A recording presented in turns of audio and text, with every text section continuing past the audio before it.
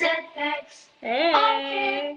Come pick up on the take in stride. Love and devotion. Don't confide. In the tracks of lost emotion. Let it ride. It's gonna subside. Oh, she stole my heart, but it's just a misdemeanor. You got to get over it. Loved her from the start.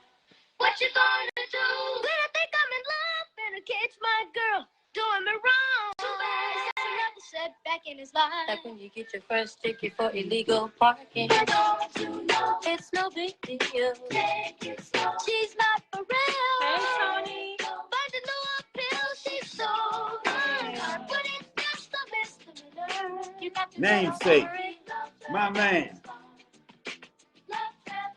Setbacks. All can come pick up on the fake and stride. Love and devotion. In the traps of lost emotion. It's gonna subside. She stole my heart, but it's just a misdemeanor. You got to get over it. Loved her from the start. What you gonna do when I get let it go? And my friends all tell me when I'm playing the fool. Too bad. It's so out of place. It's no big deal. She's not for real. But the new appeal, she stole my heart, but it's just a misdemeanor. You got to get over it. Happy Monday. Hey. How y'all doing this evening? Thanksgiving week. So last Sunday, what they was cooking, No, you gotta feed the people. So is hard.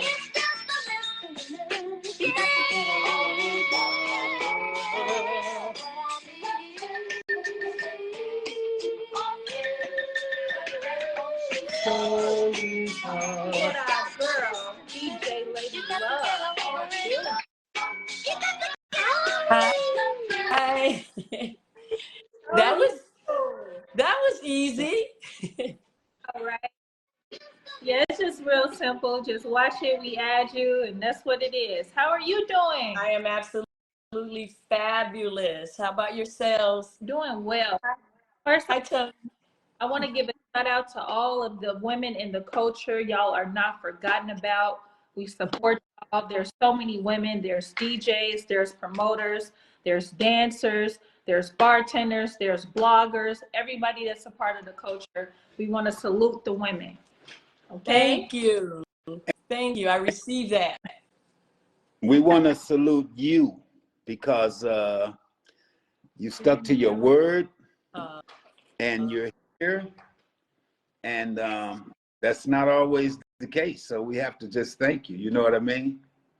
You said for keeping my word, and what was the second thing you said? For keeping your word and being on here. Ah, got you. Okay, absolutely. It's my pleasure. For sure. So how did you get involved in the stepping culture? In the stepping culture, my parents actually were, well, my mom anyway, was a bopper. So I knew a little bit about Chicago and bopping from my mom. But when I came to Chicago, when I was a student at Wright College, I needed some extra credit, and I wanted to go visit my brother-in-law and my sister in Chicago. And my brother-in-law used to play for the Cubs. And so my cousins took me out to the Cotton Club. And that was the first time that I saw stepping. And then the second time was at the Rose. And I was just like, oh, I need to learn how to do that. Okay, tell me something. Say it again? Tell me something. Okay. Around what time period was that? Ooh, that's a good question. Okay, I'm gonna take a wild guess. I'm trying to think, was I a mom then? Because that would help me have a point of reference. I don't know. I just really can't say, but I'm gonna say maybe early 2000s. I'm not sure. Don't quote me. Okay, and where are you from? So I'm born in Chicago at the, how do I want to describe Cooks County, where it sounds like all Black people were born at Cooks County in '62. But I'm raised in California, as you know. My dad was in the Army, so I'm an Army brat, so we moved around a lot. So shortly after I was born, we moved to San Francisco because he got stationed at the Folsom base. in San Francisco. Oh, okay. On Army Street. Were you a DJ before you started to become a DJ for Steppin? Not at all. Nope. I always loved music, like most Black people grew up, you know, listening to music and dancing and all of that. It's in the yeah. So what inspired you to become a DJ for Steppin?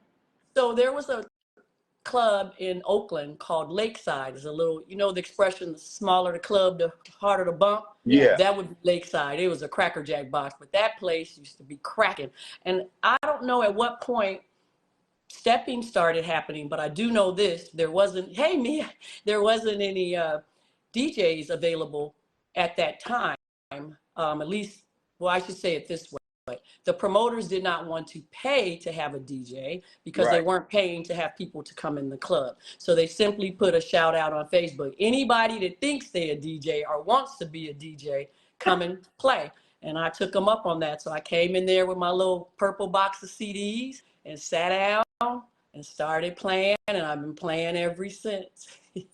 Well, I would like to extend to you the fact that you are really a fire ASS DJ. Fly? Fire. Fire. Oh, that's huge coming from Twinkle Toes Tony. You know I call you Twinkle Toes. You got that Fred Astaire there. Thank you, Tony. No, it's for real. That. It's like, I remember we were in Oakland maybe a year ago, maybe around this time or so. And you was jamming the box, and you was jamming so hard. It was a group of guys over in the corner, and we was over there sending it up about you, you know. And it started because one guy said, you know, he couldn't believe that you were a female jamming like that. Wow. Know? We circled him and cornered him and gave him a piece of our mind. You know what I mean? Like, look, these women can play just as good as the men. You know, you don't, that's so, but humble yourself. Yeah, I appreciate that interjection on your part, because it's interesting. Not long ago, someone said to me, you play hard, like you play like the dudes. So I understand that they mean it as a compliment, but it's kind of a backhanded compliment. Why can't girls play like guys play? How about if we're just DJs, like the one quarterback, I think it was Doug Williams, when they first went to the Super Bowl, and they kept wanting to refer to him as the black quarterback. He's like, I'm a quarterback, period. Right. So thank you. I appreciate that. Yeah, you was DJing at Dr. Joe McCloyd's set, and you amazing, like, on fire, for real. Like, I was. I remember that set. It was recently, because I've just started going live for part of the time that I'm spinning. I made that commitment back on September 2nd. It just kind of came out of nowhere. And I said something like, you guys, I need your help because I'm green. Can you hear me? Do I need to use this microphone? Blah, blah, blah. And one of the sisters, Deb, finger snapping Deb, she said, I think you should start going live more often. And I said, I received that, because that would make me get better at it and help with some other things that I need to work on as a DJ. And from that point, every time I've been going live for some amount of time, except for I've never gone live at the Blue Note, and that's my regular residency. So that's kind of crazy. But I'll get me in the Blue Note sooner than later. Okay, do you have any mentor DJs that kind of took you under your? So let me just go back quickly, because I want to go on record of telling this little story. May I? Come on. So Let's I'm go. at This Lakeside is your time. playing. You guys know, okay, you know Tyimba? Yeah. Absolutely. Y'all know Tyimba, Jelani? If you know anything about Ty, he's very straight and narrow. His nays is nays, yays is, he don't mix his words. Well, so my favorite number is 3. He's a Taurus. Say it again. He's a Taurus. He's a Taurus. Yep. Yep. My mom and my son are Tauruses, so yeah. Me as well. So he comes up, I'm going to say it's the 3rd time, because that's my spiritual number. It could have been 2, it could have been 4, I don't know. But he comes up, he's kind of out of sorts, because he's usually straight and narrow. But he's like, so Leash, you like DJing? I was like, yeah. So is it just something you're doing? So I was like, Timer, what do you want? He says, you know what? You done kept me on the floor a good amount of times, which is kind of hard to do, which we know because he's very particular to this day about his music, right? He don't play about his music.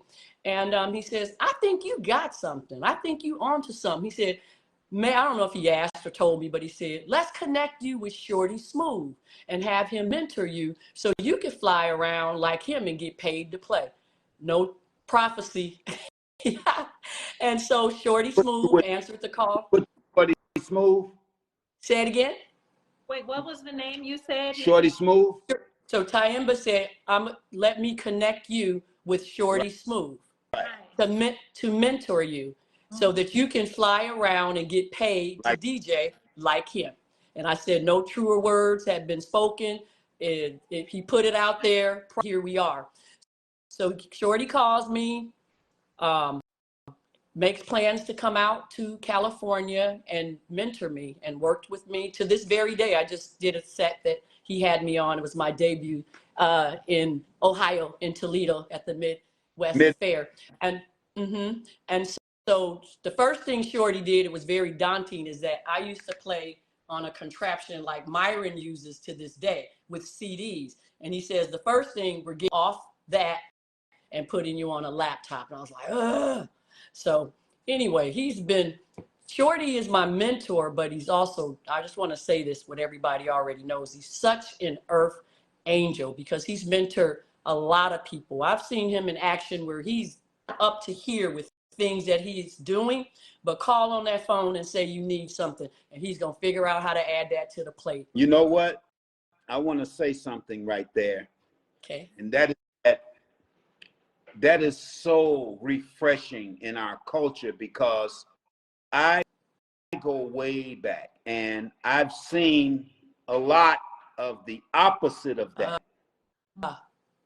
Yeah, and you know, it's hard to watch because we're all one family, you know, and you would hope that somebody would come along like him to change the narrative of this thing, you know, and he's so passionate about it.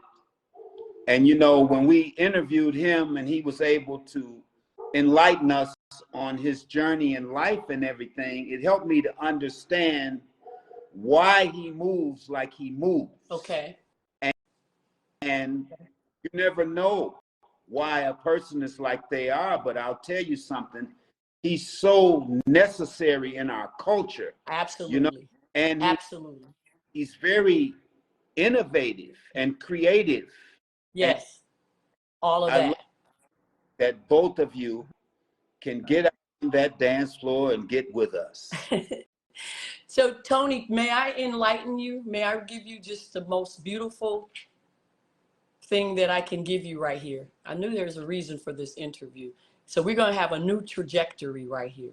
Come on. Most of the people and DJs that I have interacted with are gems, way more than not. I could sit here and tell you many stories, but I'll tell you three real quick. DJ Vale, not knowing me from a can of paint. I couldn't get hooked up at my debut at the Blue Note. He spent 30 minutes trying to get me connected. He doesn't know me from a can of paint. But when I finally said to him, you know what, you've given your best effort, just go ahead, it's not meant for me to play. He says, no, I'm going to go ahead and set up, and then I'm going to keep working till I get you plugged up. And that's exactly what he did. Recently, Tickman it was Jock Sanders, maybe not Jock, it was Gucci, the cameraman in LA now. It was his birthday and some other people. And Tick had something to do in LA, so I got called to fill in Tick's spot. Do you know Tick called me to prepare me for what Gucci Man and the other two people like? He didn't have to do that. Wow. He didn't have to do that. Even though I had worked with, he always says church. That's what I'm talking about. So during COVID, he would come to my girlfriend's house in Southern Cal and work with us. So I happen to know some music that he liked. And some reason Jock Sanders' name keeps coming up, other than I just saw him on the live, hey, Jock. But also I feel like it was his birthday or he was there or some kind of way there was some connection. And he had shared music with me. So I felt prepared, but when Tick pulled up, I was extra prepared. And let me just say this, from that set, that was on a Wednesday at Visions, when I showed up at Thursday the next day, I hope I get the Gerald right, because there's Gerald with the G, little Gerald, and just Gerald. So rather than get the wrong one, I'm going to just say Gerald. He rolls up to me and he's wanting to be so politically correct. He just doesn't say, where did you get that song from? She says, yesterday you played a song. I said, yeah. It was George Benson. I played it Sunday too, kind of towards the end. And actually Tyemba, I have to bring him up. He lit up like, and he forgot. I shared that song with you before. And when I shared it with you, you said, man, now if they made music like that, I would be a better dancer. So it's all in the game.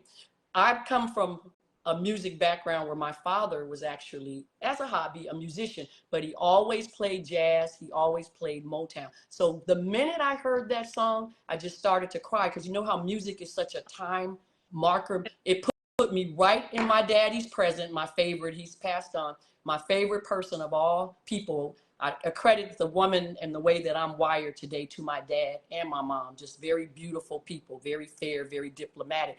But I was crying because I could just see him sitting there. I could see me as a little girl and all of that. Anyway, Gerald went on to tell me this. He says, oh man, I'm not going to be able to remember the place in Chicago. But he says, the DJ that used to play would play Lady Blue. He said, then he would play that song. And he said, I would go there as a kid just to see, I can't think of his name, dance, Earl or something Toes. He said, and once he saw that man dance, he could go back. He had snuck in the place or found a way to see this guy dance. And he said, but once that guy danced, he said, I'll never forget those songs and the way that he would dance. If anybody know Deborah Kaywood and Gerald, tell them to get on here and put some names to these things I'm saying. That's terrible. I can't remember the names right now. Yeah. But it's just, it was just amazing.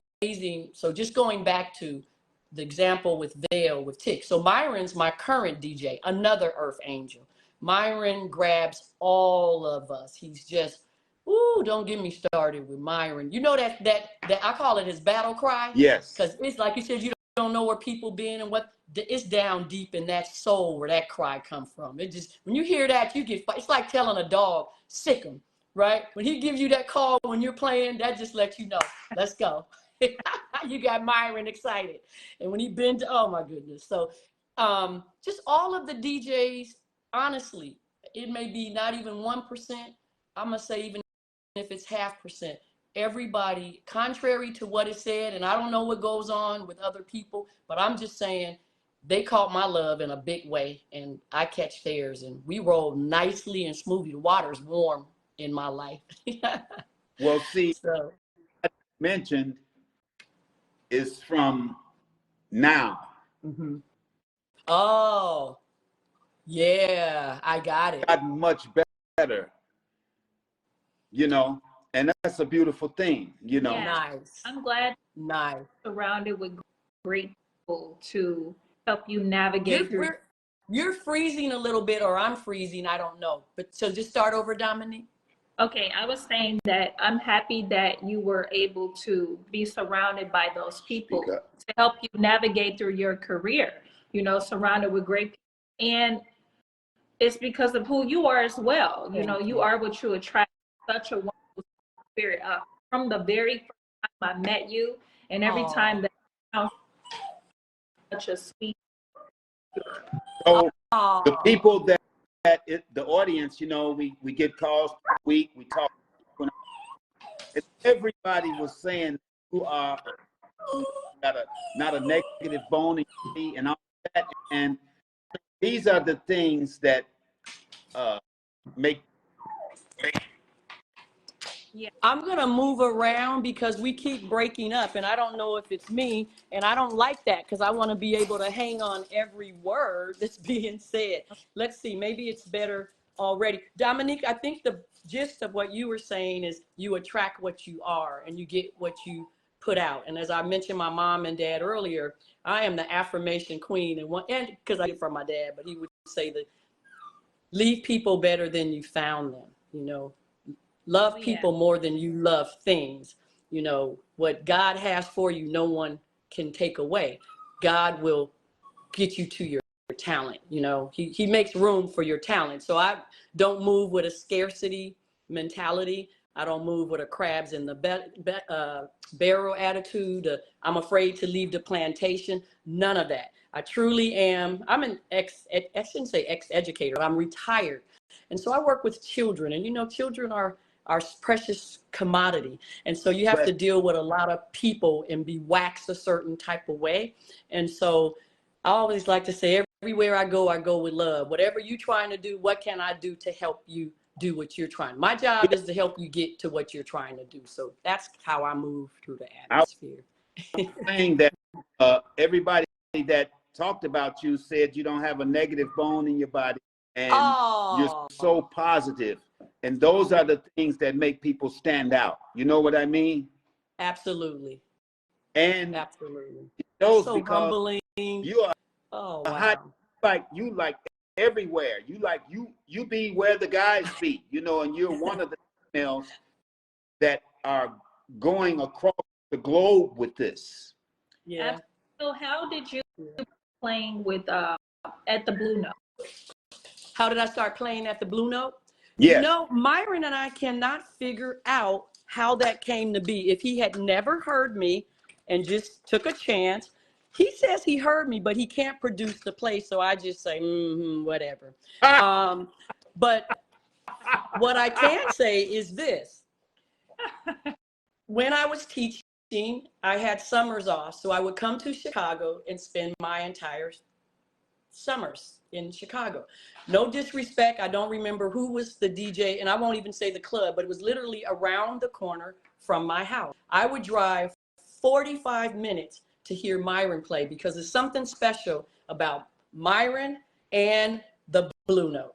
And so so when he would see me, our joke was, you know, I just came a whole hour to hear you play, so don't be blah, oh, DJ. But anyway, when he was in LA one time for one of the MLK events, I said, hey, Myron, I'm going to be in your town all summer, so you'll see me. He was practically, this is back in the CD era, he was practically giving away CDs. So when I went to purchase the CDs, I just say this to him casually. And he says, oh, good, well, bring your stuff so you can play. Now, I had already been thinking about maybe when I'm there, somebody will ask me to play. I didn't even get there, and here's Myron asking me if I want to play. So I go, really? And he goes, yeah. I said, you would let me play at the Blue Note? You would trust me? He said, yeah, let's do it. And that's how, I don't feel like I played then for some reason, because when it was my debut, or maybe it was, guys, I don't remember. It's like 10 plus years. The first time that I was playing there, Myron had a gig somewhere else. So he sent Vail to greet me. They'll beat me there. And I'm an on-time person for the most part. I mean, we all fall off sometime. But when I got there, Vail was right there. He said, I'm DJ Vail. Myron will be here later. He asked me to get you set up. That was my debut. That was my first time meeting Vail. And it's just been wonderful. Now, when Myron came back after COVID, after being at Heroes and then coming back to the Blue Note, he said, I'm going to do Myron and Friends. And he said, I would like for you to be my constant person, and then I'll weave other people in. And that's how I started playing at the Blue Note. It's already been 2 years. And I love playing at the Blue Note. Can I just tell you, the Blue Note is a great place to find your place. Because if you lost, they're going to help you. Yeah. Read between the lines, except for I don't think I was lost because Myron had already plucked me. But as Shorty and I were talking today, debriefing about the Midwest affair, you know, sometimes it has nothing to do with you. As humans, we just are more comfortable with people we're familiar with. And so just the fact that you're a new face, I don't know that I trust you with my musical taste, you know, and that's understandable. So in the beginning, they was with the, who's that? When you going up? And where's Myron coming and on all of that rest of it? And I'd be like, hello, how are you? Oh, hi. When's Myron coming? Oh, he'll be here shortly. Oh, okay. And, you know, people would, I don't know how many people, probably not too many, but Myron would say, they'd be like, man, who is that lady? Get her down, or whatever they would say. And he'd be like, no, she good. Just give her a chance. Our people got that bad. They'll call your phone and start talking. It's like, hello, how you doing? Let's start with that and then move forward.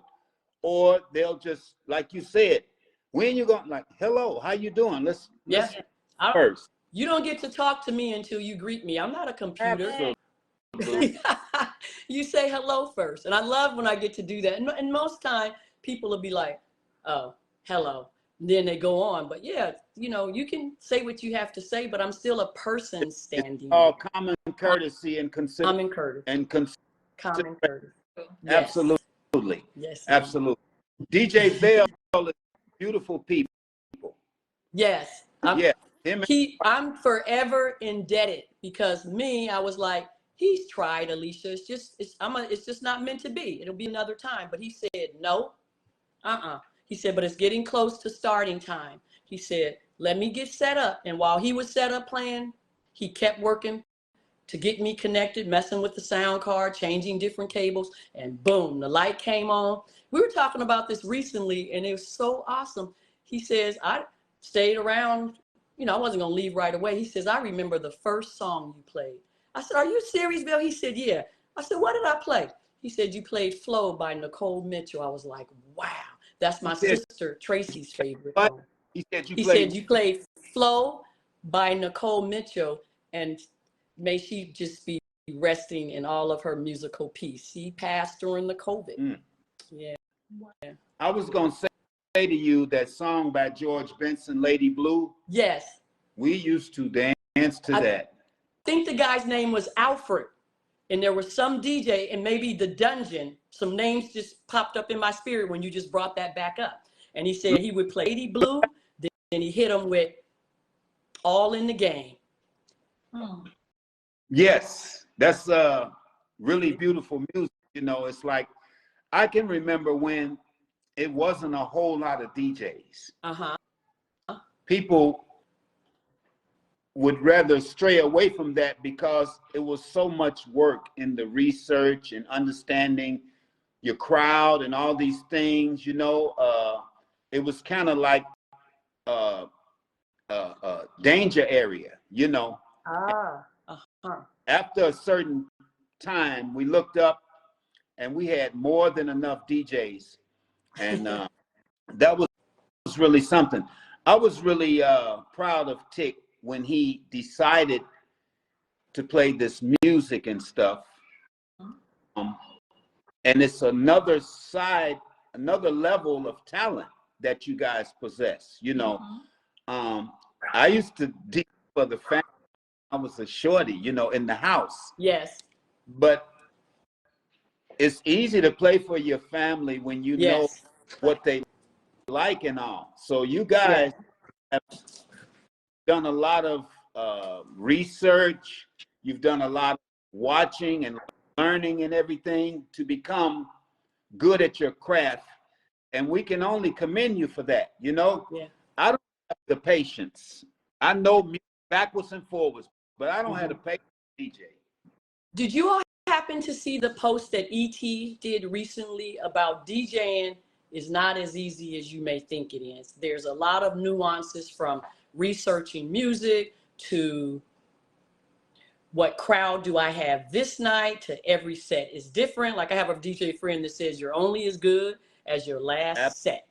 Absolutely. Just working with other people, then the technical side of it, learning to hook up to mixers and speakers and build your own sound system. It's levels to it. Then people want new music, and then you give them new music, and then they don't. And there's a plethora of nuances to DJing. And like Shorty told me very early on, you got to have thick skin if this is what you want to do. Because sometimes you want to retreat and just be like, you know what, this was nice while it lasted, but I think I'm gonna close this chapter because it could be a lot, you know. You got people running up to you to hear what they want to hear, and then if you don't get the chance to play that, you are a bleep, bleep, and bleep. If they don't get a chance to hear what they asked you to play, you all kind of dirty names. Well, you know what I mean? Sometimes the music that they're requesting, it doesn't match the crowd, or it's not personal. Right. You know what I mean? Right. Or it doesn't fit what you're doing. You just like because some DJs don't take requests. They just straight up don't even take requests. Sometimes I have a slogan that says, "It's DJ Lady Love on the Love Train. I'm driving. I need a ticket to ride. If the train don't go down your track, let me know, and because I take requests." So that's kind of my way of letting people. And I remember doing that at Heroes, and Salsa Tina said, "Now I really appreciate that you take requests." Now there's cons and pros to that, but it's not my party. At the end of the day, you're playing for the people that are here, and you need to be sensitive to that. But you can't play everything. So I always say, I'll see if I have it, and if I can get it on, I will. And sometimes people do get in their feelings and feel away, but there's so, like I was just saying, there's so many nuances to DJing we didn't even talk about. And then there's the dancers that want this, that, and the third, or they want somebody's blocking my car, or I lost my cell phone. All of that, you're in charge of. The food is here. It's such and such birthday. And then here come Maddie. When we line dancing, Now Reggie want to know when we walking. Somebody, do you know this one song? And then they start singing it to you in the other key. Talking about, like this, and they only know 3 words. Nah, baby, I don't know that song. But here, listen on my phone, and they don't realize you're juggling all of these things. But me, I'm Miss Manners. I was a kindergarten teacher. So I just smile gracefully and say, I'll see what I can do. Because I really do, again, just come from a place of, I want for my brother what I want for myself. So if there's a way that I can make your night memorable, I'll do what I can. You just that you work with kindergartens. That was really humbling to me, because her daughter, my little G baby, me and her run together. We're friends. We run together, and she's so smart. She's always talking, and she's taught me a great value in patience. Yes, children will do that. You want talking, and I'm watching something or whatever, and I'll turn and look at her. You want to say, "Girl, don't you see me?" What? But when I look at her, I don't want to disappoint. Tony, I can't imagine, because I'll tell you, one of the things is, besides your Fred Astaire Twinkle Toes dance, that I loved about you right away is your relationship with your daughter.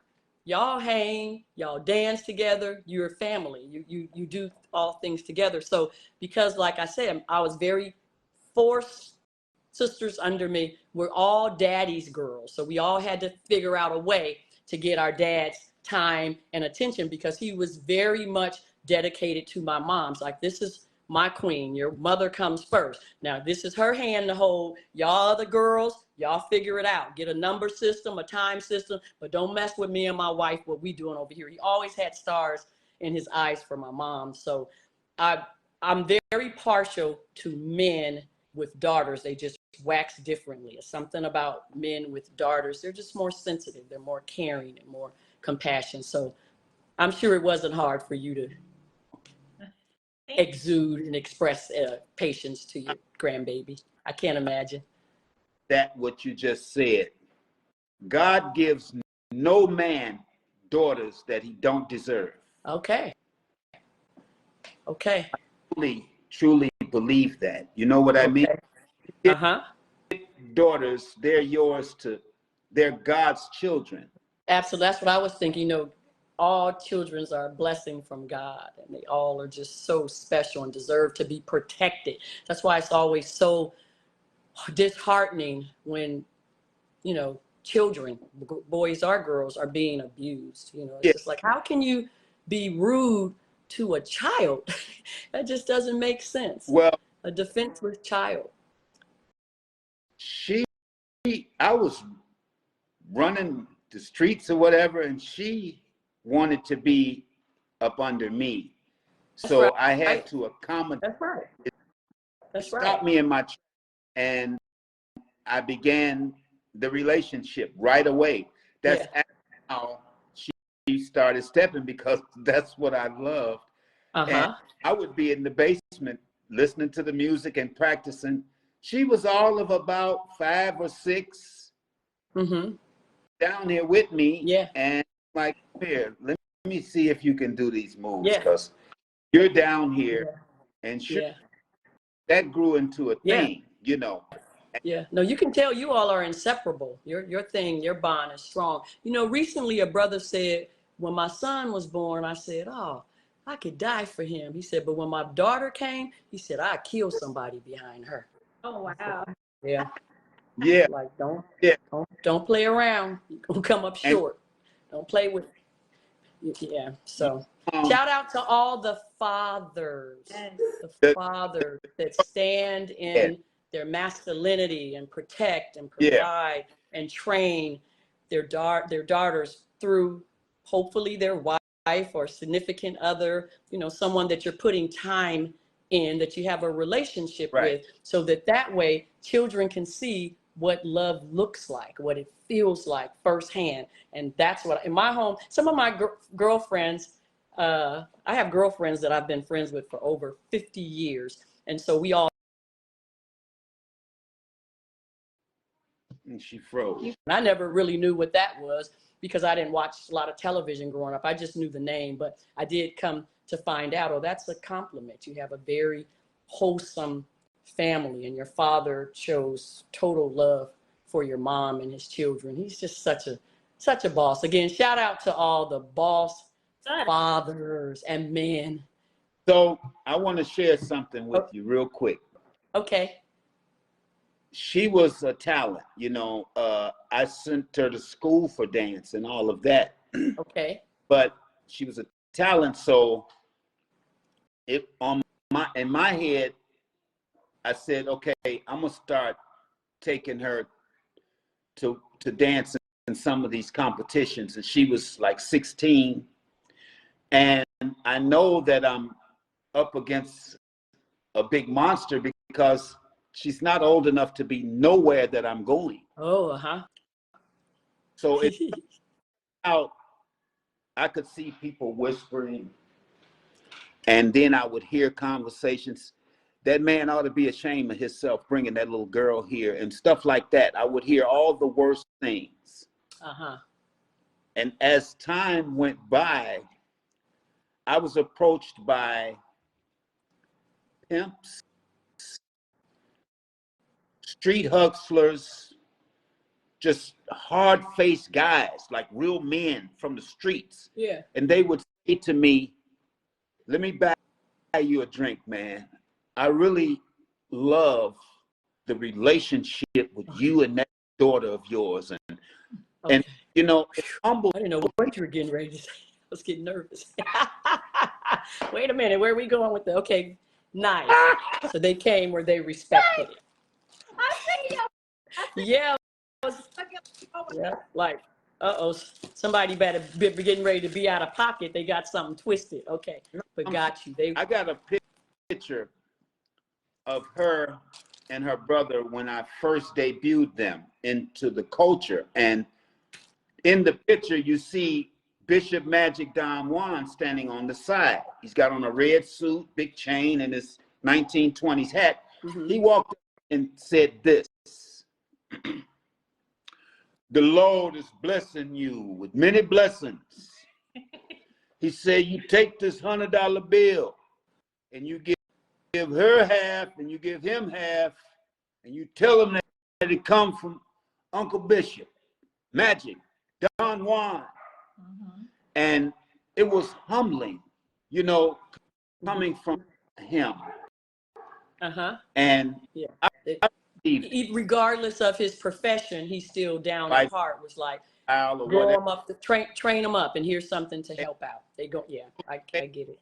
Can humble you at any given time, you know? That's right. And so I'm very proud of what we done, because she was the first little baby. Like, it was like Swan said, he said, you know, people see her now as an adult and a co-stepper or whatever it is. He said, but we all see her as our little baby, because they raised. She'll always be our little baby to brick and dare it to die if they mess with her. So it was stood across the board. This ain't that. We this ain't that. Place up and make a vein out of that. So It was understood. And here we are now, and I'm proud. You know, you have to go in life. You know what I mean? Yeah, absolutely. So, yeah, and it's just a blessing that you are a female DJ that kicks butt, man. You really, I mean, you know, I ran on stage and told you, tell them I said you the coldest. You sure did.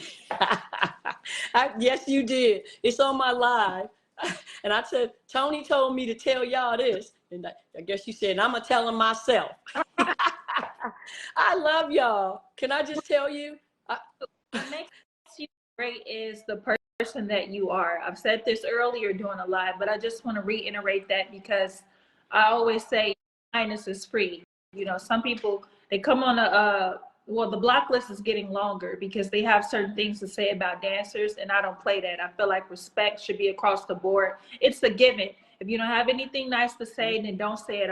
Don't say anything at all. That's right. You know the code. Yeah. You don't say anything. What are you doing? But everybody, you know, they internet, they Twitter fingers, and they're behind, and they think say certain things to these dancers. That's absolutely unacceptable. So I agree. I appreciate you and what you do, how you carry yourself, the love that you spread to everybody that you encounter. You are a gift to this culture, and we truly appreciate it. These are yours. Thank you, beautiful. I appreciate that. I receive that. And you do with the flowers what you want. You understand? Okay. But we love you. Absolutely. You know, before you go, go ahead. Were you going to say something? I was just going to say, you know, people, the word says you will know someone by the fruit that they bear. So those flowers that you just gave me, I'm going to keep watering them and giving them to other people because, you know, you can't be God-given. You give, it comes right back to you. So that's what I'm going to say. Karma's inevitable. Sorry.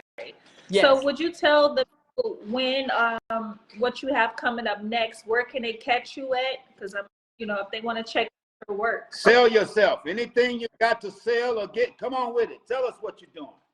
So I am going to be at the Blue Note is my residency. So most Thursdays I am at the Blue Note, but because I am bi-coastal, there are times, and it's usually at the beginning of the month, the first Thursday, that I am not there. But more than likely, I'm always at the Blue Note. My next set is going to be December 8th. I'm actually playing at my school district for their holiday party. So it's not a stepper set at all, but I will go live. As I said earlier, that's my word is my bond. I said I'll go live whenever I'm playing. So there's that. December the 9th, I'll be in Oakland playing at Just Dance Ballroom. Team Slay is giving their holiday gala party. Right, we love them too. Yes. Of course, you guys gonna make it down maybe? We're trying. We got a lot of engagements. Sure, it's a busy time. I have a friend that's visiting from Chicago, but I will make their next event because they've been very supportive. So I want to get out to their next event. But go ahead. Okay.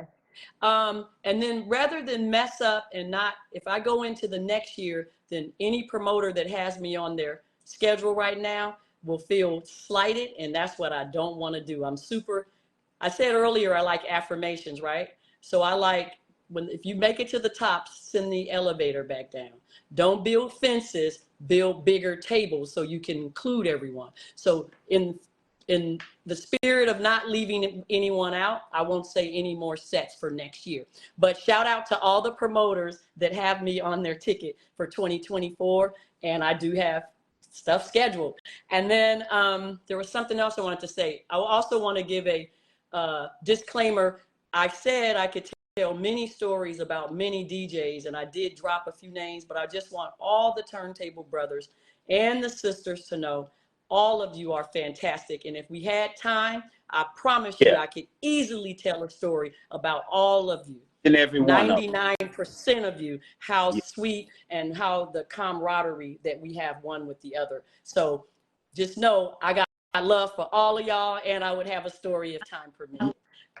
Okay? You know, your face is on permanent smile. Yes, I'm a smiler.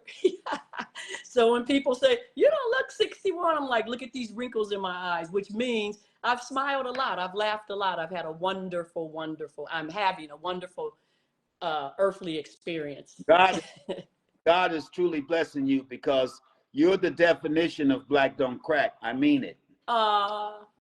Thank you. You look like my little sister. Hey, thank you. I appreciate you. I appreciate you. We love you. I love you back. I love you more. And somebody said 61, no way. Yes, way. And thank you. August 12th, 1962. All right, we're all good here. We Leos.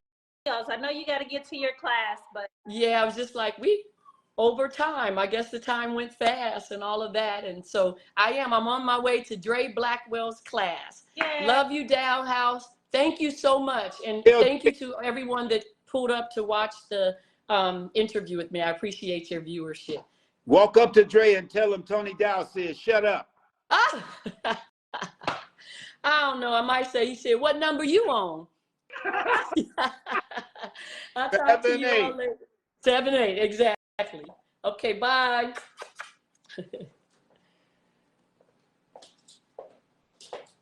Go in the house. So, shout out to DJ Lady Love. That was a great interview, and she's good people. For and sure. We love that. We need more of that. You know, she's got her stuff together and everything.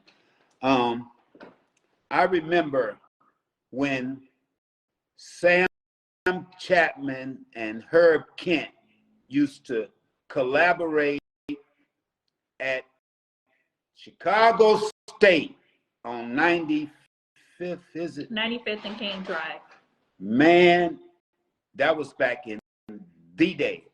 And we were all teenagers. Those were the biggest collaboration sets I had ever encountered. And that was the start of DJs coming together and doing things on a large scale. And those guys are the pioneers in what's going on today, you know, and it's a beautiful thing to see and to hear what she was saying about how everybody's so helpful and all of that now, because, you know, time out for all of the backbiting and us fighting with each other about nothing. We all one family, and this is one culture. So it's a beautiful thing to see people go out their way to be, you know, in harmony and loving. You know, it's just a beautiful thing.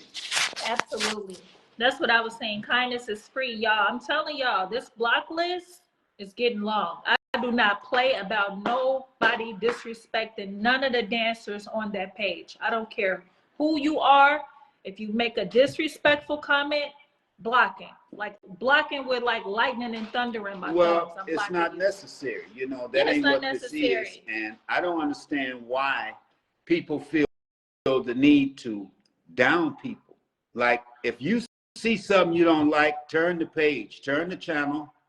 Well, I know why they down people, because what's going on internally or what they have going on, they project it onto other people. That's why they do that. Well, either way, whatever it is, we're not going to allow that. So we want you all to feel free to make all the positive comments that you can put in. And, you know, that's basically what we're trying to say. And there's also a couple of things that I want to address. I was in Chicago last weekend, and when I was out dancing, I've noticed, okay, when I started to dance, when I started coming out, I'm sure, of course, him as well, but there's a certain, when the dance floor is crowded, there's a certain box or like imaginary rectangle or square that you're in, like you're staying in your lane. And that kind of wasn't the case. It was people, you know, bumping into each other. And I'm just saying this because if you're unaware and you're out, these are some things to keep in mind. Like when a dance floor is crowded and you want to get your moves out, you have to be like aware of your space and how you're dancing. Well, okay, so that roots to their knowledge. Whether it's coming from an instructor or what's going on. But, you know, back when I first started dancing, it was the square tiles in the floor. You only had the 2 squares. You had yours and she had hers. Or if it was 4 squares, then you work amongst that. And that was something that we had pride in, that we had learned how to step in such a small space and still be good.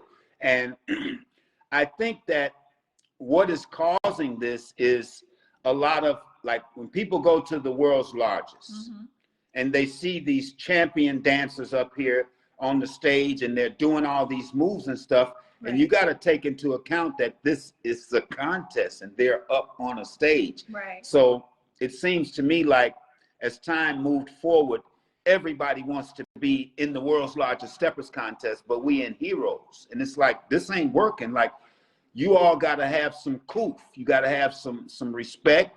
You got to have even knowledge about what's going on. So if your instructors, you can ask them, well, what is this thing about a lane or spacing or whatever it is, because it's important that everybody shares the floor in the right way. Another thing that I want to speak on is, I remember we go to the 50-yard line, which everybody knows that's a small space. Right. So you see somebody on the edge where everybody can see you, and they stay here for 4 and 5 records. Oh my God. Like, what? Like, wait, I'm laughing at the way you said. Get your 2 in. If it's real good, maybe 3, and move out of the way. Like, it's not, the floor stays rotating. This is what we learned. This was from back in the day. It don't matter if you itching and go dance over on the other side or something. But this floor right here, we don't have a space to accommodate everybody that's in here. So be considerate. Move around. Let somebody else get on the floor, and you might learn something from them. You might see something that, or you might need once in a lifetime. Or you might need a water break too. Go to the bar. I'll buy you a drink. Go. Get going. Oh, and y'all was speaking with some ladies over the weekend, and I wanted to give a little advice on following. One is, don't assume. So when you assume where the lead is trying to lead you, then you may miss what he's trying to teach you.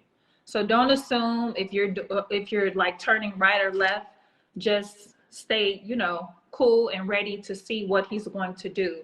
Another one I have is make your hands accessible and available, because when they want to do certain stuff and you may not be paying, you want to keep your hands readily and available for them to go and for them to execute their moves. And lastly is, I know that some of you are learning and dancing and jamming and all of that. You will get a chance to do your footwork or your fancy moves, hopefully.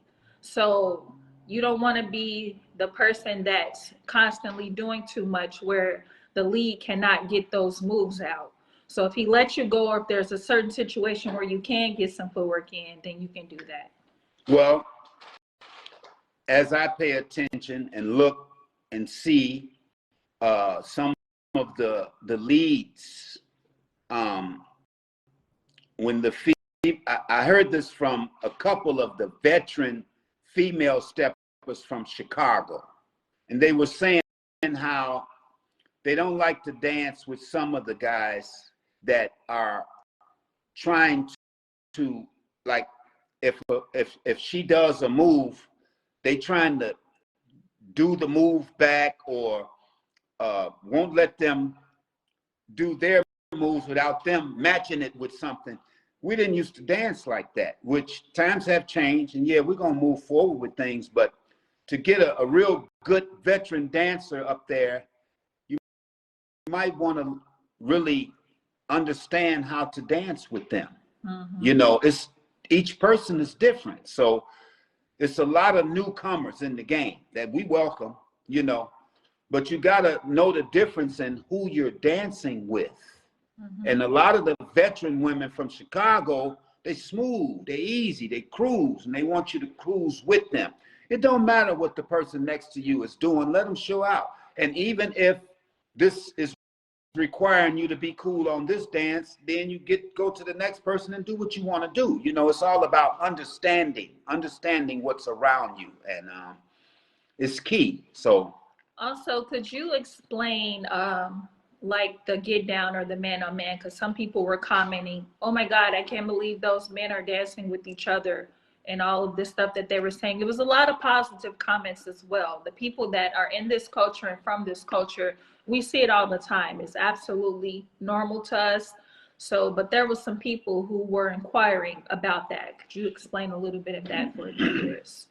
absolutely. And then, you know, we got people watching from other countries. We discovered like a lot of other countries. Shout out to Brazil, shout out to New Zealand, Canada, shout out to Europe. There's so many new viewers on, and we welcome all of you, and we thank you all for watching us all across the world. So when you see the guys dancing with each other or the girls dancing with each other, this is a part of the culture that came about decades ago. Mm-hmm. And it used to be kind of battle dance with the guys, or to see who's the best, you know, stuff like that.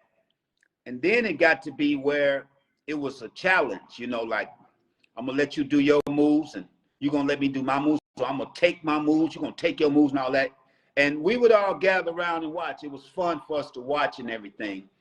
And so what we don't want to do is give you the wrong idea about what's going on. Mm-hmm. This has nothing to do with anything sexual or anything negative. Yeah. It's all about the joy of the culture and us all being confident with ourselves and this dance. Absolutely. And we're not doing it to be harmful to anybody or offend anybody. Right. This is how we do what we do. So, you know, if it's something that you don't understand, that's okay too. It really is. It's okay. We just prefer that if this is not what you're into or what you don't want to see, then don't look at it, you know. Mm-hmm. Yeah. Wait till something come on that you like to see or whatever. But as far as the culture, we're very comfortable with that, and that's what we do. You know, one person chimed in, they saw us all getting down, and all the people in the circle, the females and everybody was hollering and rooting and everything, and she said, it looks like y'all having so much fun. Oh my God, I wish I was there. Yeah. And that's what we want it to come off as, just fun, and, you know, inviting you into the culture. And if this is a part of the culture that you don't like, don't do it. Don't touch nobody's hands that you don't want to touch. And it's all good. You know, we all here for the fun of it. That's what it's about. Absolutely. You know, Steppin used to be a place of relief, a place to, you leave your regular life, leave your job, your stress, whatever. You know, we step on Saturday and go to church on Sunday. And that's what the culture is about, you know, not so much the negative side of things. Yeah. Because for me, I mean, there's been negativity since the beginning of time, since the beginning of dance.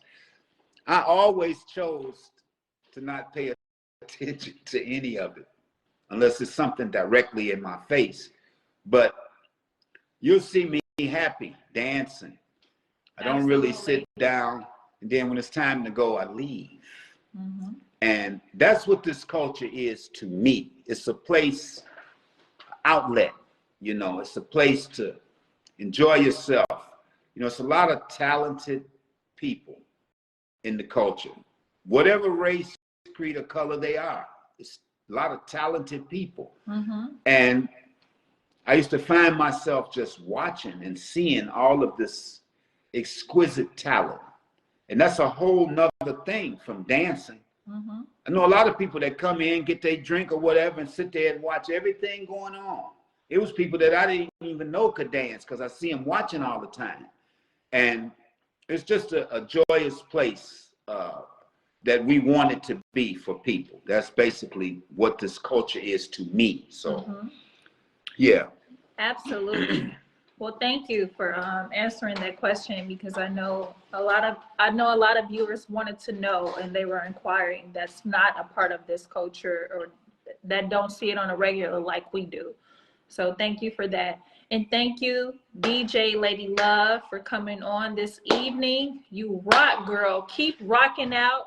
Keep being who you are. Keep playing all of this great music that we love to hear. I want to correct a statement I made before on another show. When we had Dre and Margaret on the show, I made a statement to Dre and said that he rose and became better than everyone. And when I went back and looked at it, I realized that's not what I was trying to say. I was trying to say he rose to a level of, it got him to be a professional dancer over, professionalism over all of us. I was a part of the professional move right along with some of the other dancers. But he was at the top of that over all of us. He was the go-to man for them to us.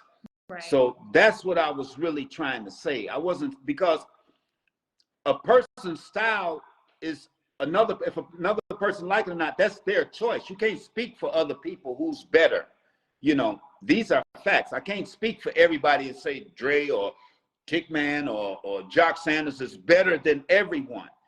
I was trying to say he rose to a level of professionalism that, and he did. Yeah, and he definitely did. Absolutely. And I don't want his big head thinking I was saying. No, that's my boy, and we love him, and it's all good. So next week we have a surprise guest. You just have to tune in, and that's what it is. Well, to be honest with you, that's what it'll be. So you guys, from now on, every guest is going to be a surprise, you know, and I think that's the best way to do this, to keep the people chiming in and see what's going on, because we want to accommodate our audience. Yeah. And in the meantime, we'll always be here. You know, we get messages all the time, and I appreciate you all being concerned enough to want to know more and do better. You know, I was in Chicago. I've seen a lot of out-of-towners. They're really trying to get this dance, and that's something that I love, because it gets no better than the Mecca. It's where iron sharpens iron, and there was some people there that was really in it and trying to get it.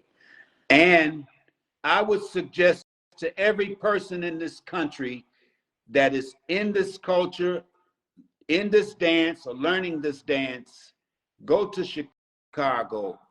Go to Chicago. Go to Chicago. This is where the dance was built. This is where the culture is. Chicago is like no other place in this country, period, flat out. They're very accepting. They're very open. There's so many steppers abroad, and there's so many different levels to the game in Chicago. If you like new school, you can go and never touch in with the old school, nothing. If you are old school, die hard, it sets in Chicago, you never see none of that other stuff. So Chicago is the place where you get a great understanding of what this culture is really about. Absolutely. You know, and then I can say we bop, we walk, we step, and this is why our dance is the way it is over all the rest of the cities. There's no other city that has what Chicago has in the depths of the soul of the culture. It goes deep and it goes high and all in between. And I just suggest to everybody, even the DJs, whoever you are, go to Chicago and understand what this thing is about. And then we can all have a mutual base understanding of what this thing is. Yes, I agree wholeheartedly. So that wraps up tonight's show. Thank all of you for watching. it's so many people that when I see you all come on here and you want to say hi, and I want to say hi, but I don't want to interrupt the guests that we have. So I'm saying hello to each and every one of you. Thank you for watching, and we will see y'all next Monday. Hey, we got so many guests that want to come on this show. We got them lined up week after week after week. We're going to start really showing out for you guys. We got some really outstanding guests. I'm talking about professionals in the industry, everything. So just stay tuned. And the everyday Joe that lives next door, they'll be interviewed as well, because everybody has a story and we all want to hear what it's about. So we thank y'all. Keep hitting the like buttons, share as many as you can.